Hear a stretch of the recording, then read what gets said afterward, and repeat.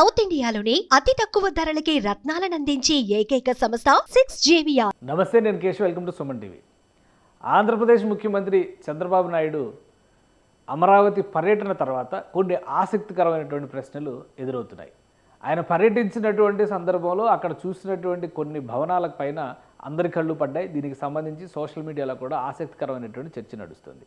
అసలు అమరావతి నిర్మాణాలను ప్రారంభిస్తే ముందు కంప్లీట్ కాబోయేటువంటి భవనాలు ఏవి? పూర్తిగా రంగులేసి మరి అన్ని హంగులతో సిద్ధమైనటువంటి కొన్ని భవనాల్లోకి చంద్రబాబు నాయుడు స్వయంగా వెళ్ళి పరిశీలించారు. అసలు ఆ భవనాలు ఏంటి, ఎవరికి ఉద్దేశించి, ఆ భవనాల వెనకాల ఉన్నటువంటి రహస్యం ఏంటి, ఈ విషయాలను పరిశీలించేటువంటి ప్రయత్నం చేద్దాం. చంద్రబాబు నాయుడు గారు రెండవ పర్యటనగా, ముఖ్యమంత్రి అయిన తర్వాత రెండవ పర్యటనగా చేసిన సందర్భంలో ఆయన పర్యటించినటువంటి భవన సముదాయంగా దీన్ని మనం చూడాల్సి ఉంటుంది. పూర్తిగా రంగులు వేసి చాలా క్లియర్గా, అంటే రెడీ టు ఆక్యుపై అన్న రీతిలో కనిపిస్తున్నటువంటి భవనాలు ఇవి. వీటికి సంబంధించినటువంటి దృశ్యాలు ఇప్పుడు ఎక్కువగా వైరల్ అవుతున్నాయి. ఇది అమరావతిలో నిర్మాణం అవుతున్నటువంటి ప్రజెంట్ కండిషన్ పేరుతో గతంలో ప్రభుత్వం అధికారంలో ఉన్నటువంటి సందర్భంలోనే తెలుగుదేశం ప్రభుత్వం ఏర్పాటు చేసినటువంటి చిత్రపటం ఇది. దీనికి సంబంధించి ఇక్కడ మనకి ఒక క్లారిటీ వస్తుంది. దీనిలో చూస్తే housing and building works AIS housing 3500 square feet అనేటువంటి మాట ఇక్కడ క్లియర్గా ఈ పిక్చర్లో కనిపిస్తుంది. చంద్రబాబు నాయుడు గారు నిన్న దీన్ని కూడా పరిశీలించారు. మొత్తం 144 units, 6 towers, 3500 SFT square feet రీత్యా దీన్ని డెవలప్ చేస్తూ వెళ్తున్నారు. అంటే దీనికి సంబంధించినటువంటి అంశాన్ని మనం ఒకసారి విశ్లేషిద్దాం. అంటే ఏఐఎస్ అంటే ఆల్ ఇండియా సర్వీసెస్కి సంబంధించినటువంటి అధికారులకి కేటాయించేటువంటి భవనాలు. అంటే ఐఏఎస్ ఆఫీసర్లు, ఐపీఎస్ ఆఫీసర్లు, ఐఎఫ్ఎస్లు, ఇలా వివిధ కేటగిరీలో ఉన్నటువంటి ఆఫీసర్స్ అందరినీ కూడా ఇందులో అకామిడేట్ చేయడం, వారికి కావాల్సినటువంటి నివాస సముదాయాన్ని నిర్మించేందుకు 6 టవర్లని గత ప్రభుత్వం చేపట్టింది. అందులో 144 యూనిట్లోనే 3500 స్క్వేర్ ఫీట్ చొప్పున ఒక్కొక్క యూనిట్ని డెవలప్ చేస్తున్నారు.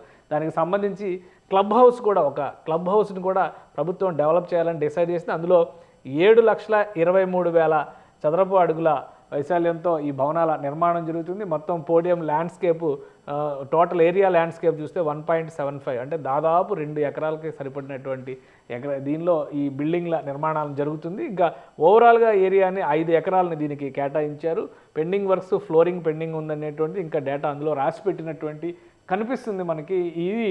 ఇది రెడీ టు ఆక్యుపై బిల్డింగ్స్ లాగా కనిపిస్తున్నటువంటి ఈ భవనాల నమూనా. ఇది ఏఐఎస్ అంటే ఆల్ ఇండియా సర్వీస్ అధికారులకు సంబంధించినటువంటి భవనాల నిర్మాణం ఇది. అయితే దీన్ని ఏ విధంగా లోపల ఏ విధంగా ఉంది, కొన్ని చోట్ల ఫ్లోరింగ్ కూడా కంప్లీట్ అయింది, లోపల ఏ విధంగా ఉంది అనేటువంటి విషయాన్ని కూడా చంద్రబాబు నాయుడు గారు పరిశీలించారు. సో దానికి సంబంధించినటువంటి ఫోటోలు ఇవి.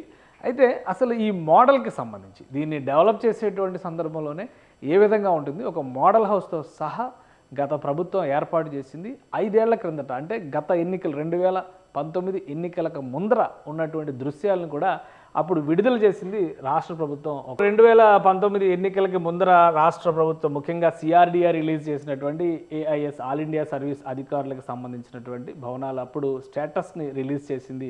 ఏ విధంగా ఉంది, చుట్టూగా అవుట్ సైడ్ వాల్ పెయింటింగ్ అంతా కంప్లీట్ చేశారు, విండోస్ ఫిట్టింగ్ కంప్లీట్ చేశారు. ఇక లోపల ఇంటీరియర్ వర్క్స్ అంటే ఇంటర్నల్ వర్క్స్ మాత్రమే పెండింగ్ ఉన్నాయి. దీనికి సంబంధించినటువంటి డేటా అంటే ఆల్మోస్ట్ 90% కంప్లీట్ అయినటువంటి ప్రాజెక్టుగా దీన్ని అప్పటి ప్రభుత్వం ప్రకటించింది. సో అందులో ఏమేమి ఫెసిలిటీ ఇవ్వాలో కూడా ఇందులో చూపించేటువంటి ప్రయత్నం చేసింది. 2019 జూన్ నెలలోనే దీనికి సంబంధించినటువంటి వీడియోలు అన్నీ కూడా రిలీజ్ అయినాయి. అంటే గవర్నమెంట్ మారే ముందర రిలీజ్ చేసినటువంటి వీడియోలు ఇవి. తర్వాత అవన్నీ కూడా వెలుగు చూసినాయి. ఇది ఏపీసీఆర్డీఏ తీసినటువంటి ఆన్ రికార్డ్ ఉన్నటువంటి డేటా ఇది. ఈ రికార్డెడ్ డేటాలో ఇలా ఏఐఎస్ ఇంటీరియర్ వాక్ త్రూ కూడా ఒక నమూనా ఫ్లాట్ని సిద్ధం చేసింది రాష్ట్ర ప్రభుత్వం. దానికి సంబంధించినటువంటి డిజైన్ ఇది. అంటే ఐఏఎస్ అధికారులు దేశంలో అనేక రాష్ట్రాల నుంచి సెలెక్ట్ అయిన వాళ్ళు, రాష్ట్ర క్యాడర్లో పనిచేయడానికి వచ్చేటువంటి వాళ్ళకి ఇచ్చేటువంటి ఒక ఫ్లాట్గా దీన్ని డిజైన్ చేశారు.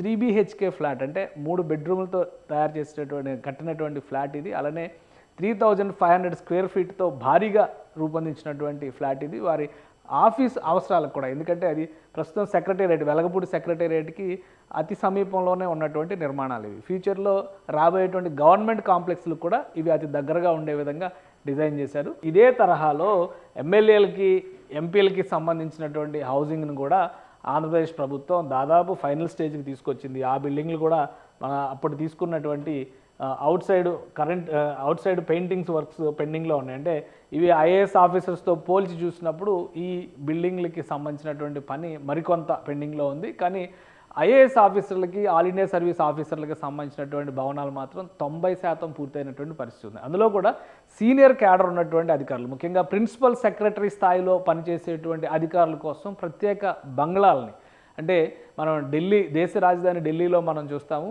సీనియర్ ఆఫీసర్స్కి ఇచ్చేటువంటి క్వార్టర్స్ సపరేట్గా ఉంటాయి. సో అదే తరహాలో ఇక్కడ విల్లాస్ని డిజైన్ చేశారు, పెద్ద బంగ్లాస్ని. అవి G+2 పద్ధతిలో డిజైన్ చేసినటువంటి నిర్మాణాలు, అవి కూడా నిర్మాణంలో ఉన్నాయి. కానీ క్వార్టర్స్ మాత్రం శరవేగంగా పూర్తి చేసేటువంటి ప్రయత్నం గత ప్రభుత్వం చేసింది.